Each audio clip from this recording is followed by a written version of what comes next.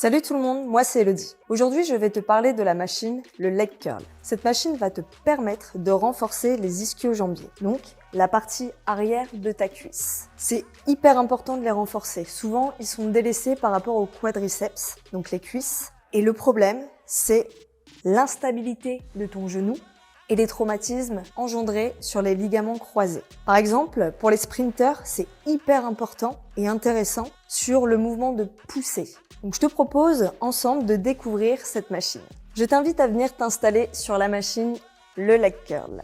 Donc premier réglage, tu attrapes la manivelle, tu la montes ou tu la descends selon la machine et ça va régler la distance du siège, c'est-à-dire l'avancer ou le reculer. Ensuite, on place les jambes tendues dessus. Le boudin se règle au niveau des chevilles. Et le dernier réglage, ce sera le boudin du haut que tu viens plaquer contre toi. La bonne distance, c'est en bas des cuisses.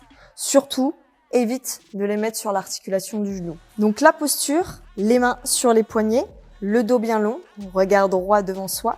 On active le centre, bas du dos plaqué contre le siège. Ça va être hyper important pour l'exécution du mouvement. Ensuite, on passe au mouvement. Tu inspires et à l'expiration, tu viens ramener les talons sous les genoux pour revenir en position initiale.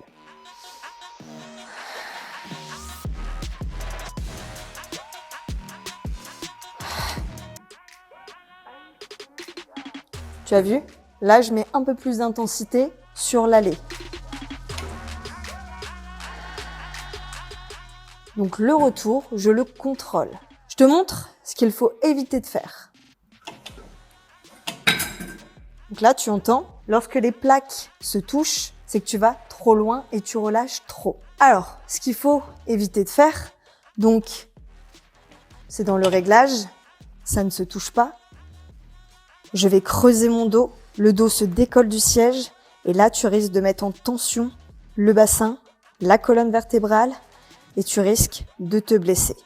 Je te conseille, selon ton objectif, si tu débutes par exemple et que tu veux travailler sur de l'endurance musculaire, tu peux réaliser 3 séries de 12 à 15 répétitions. Au niveau de la charge, comment ça se passe? Tu réalises les 12 répétitions. Si tu sens que tu peux en réaliser une 13e, c'est que tu peux augmenter la charge. Ensuite, si tu as l'objectif de volume, donc tu peux réaliser entre 8 à 10 répétitions et là on peut commencer à augmenter le nombre de séries. Tu peux en réaliser 4 à 5.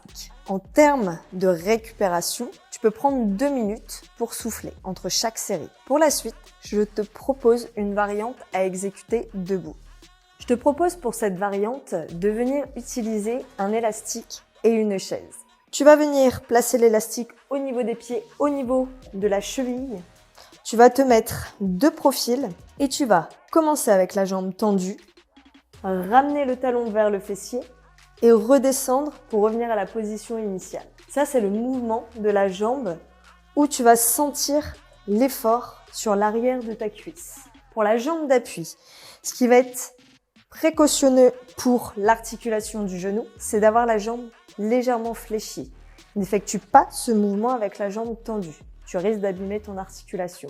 Donc je te montre le buste bien droit, engager les abdominaux et tu inspires et tu expires, tu montes le pied et tu reviens.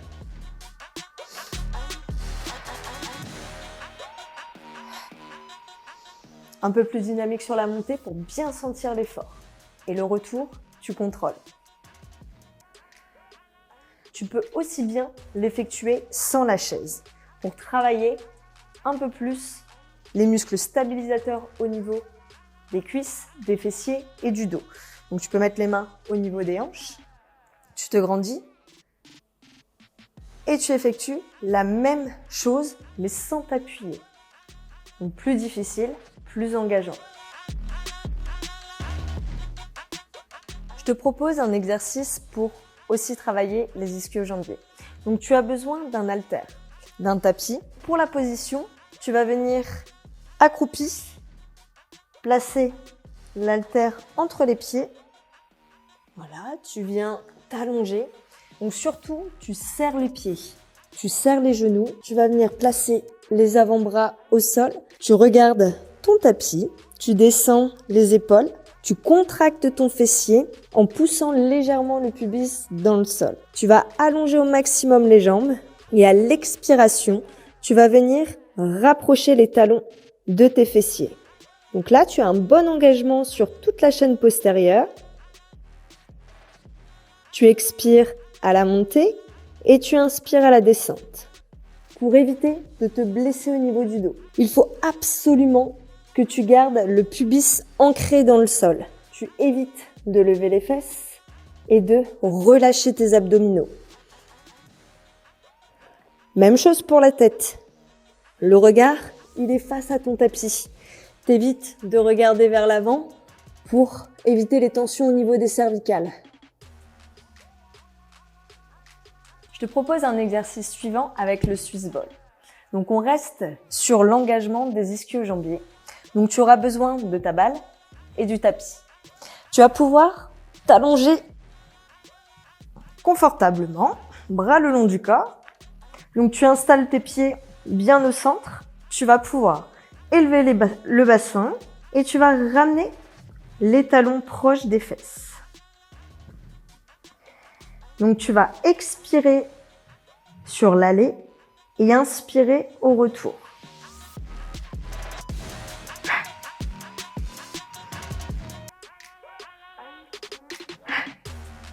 Donc là, tu engages en même temps tes fessiers et le bas du dos.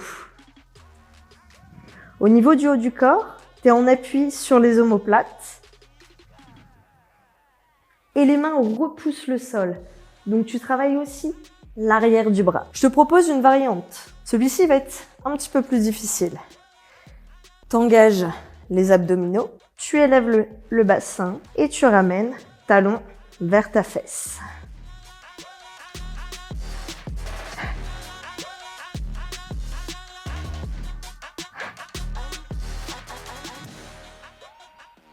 Donc si tu veux, pour aller chercher encore plus loin, tu peux pourquoi pas retirer l'appui des mains. Je te montre.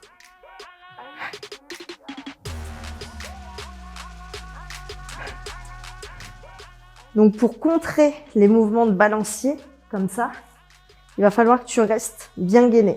Et le suivant, tu peux rajouter une charge au niveau du pubis. Alors attention de ne pas te faire mal. Si tu as besoin, tu n'hésites pas à mettre un tapis ou ta serviette en dessous.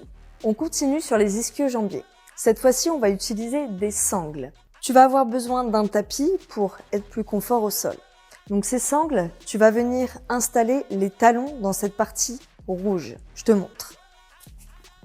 Tu t'assieds bien face à la structure.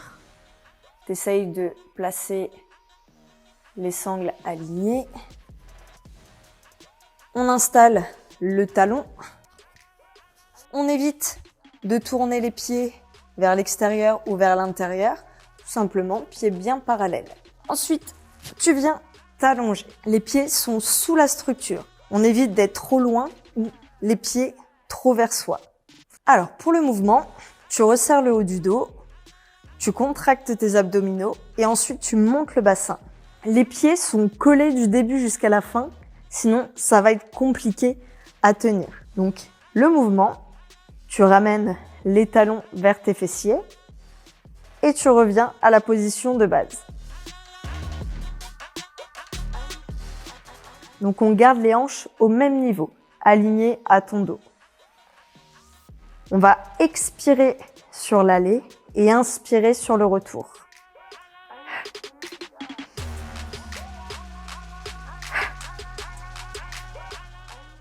Pour engager davantage les ischio-jambiers, essaye de bien avoir les pointes de pied vers le visage. C'est-à-dire, si tu as les pieds comme ceci, tu vas davantage engager les mollets. Et c'est pas ce qu'on cherche à viser. Et en plus, ça va être plus difficile et moins confort. Donc ces sangles vont te servir à renforcer les ischio-jambiers. Bien évidemment, vu que ça pend, ça crée du déséquilibre. Et c'est là que c'est vraiment intéressant de travailler avec. Dans cette prochaine variante, je te propose, si tu es chez toi sans matériel, un exercice. Tu auras besoin d'un tapis pour protéger tes genoux. Et si possible, une personne de ton entourage pour t'assister. Alors moi, je vais appeler Henri. Alors tu vas pouvoir te mettre sur les genoux, le dos bien long, abdos serrés et fessiers engagés. Le but va être de pencher le buste vers l'avant en gardant cet alignement pour vraiment engager les ischio-jambiers. Donc Henri va pouvoir placer ses mains au niveau des chevilles et le bas des mollets par sécurité. Il va mettre son poids de corps pour me permettre de me retenir. Donc là, j'inspire. Je contrôle. Une fois en bas, je place les mains pour éviter d'avoir le bout du nez au sol. J'inspire en bas et j'expire, je contracte fort les fessiers. Je mets de moins en moins de poids dans mes mains et je reviens. Donc je te le remontre, concentré, tonique. Je maîtrise la descente, un maximum de temps. Là, j'engage tout le corps. Et à la fin, je vais donner un petit élan avec mes mains pour pouvoir remonter. Donc dans cet exercice, il faut éviter de pousser les fesses en arrière et de casser cette ligne. Parce que là, ça va être compliqué. Après, c'est possible pour débuter. Mais l'idéal, c'est vraiment d'avoir le dos allongé. Merci Henri. Si à la maison, tu as le matériel et une personne, c'est l'idéal pour le travailler. Il est super efficace et de bonnes sensations. À la salle de musculation, tu peux aussi utiliser une barre olympique, le rack. Tu accroches avec des élastiques la barre contre le rack. Tu vérifies que ça tient bien et tu vas pouvoir te positionner exactement de la même façon. Tu places les pieds dessous, la barre passe au niveau de tes chevilles et ce sera la même chose, le même mouvement. Tu ne changes rien. Donc ça te permet d'être indépendant dans ton entraînement. Et c'est assez facile d'installation. Maintenant, c'est à toi de jouer. Bon entraînement et bon courage.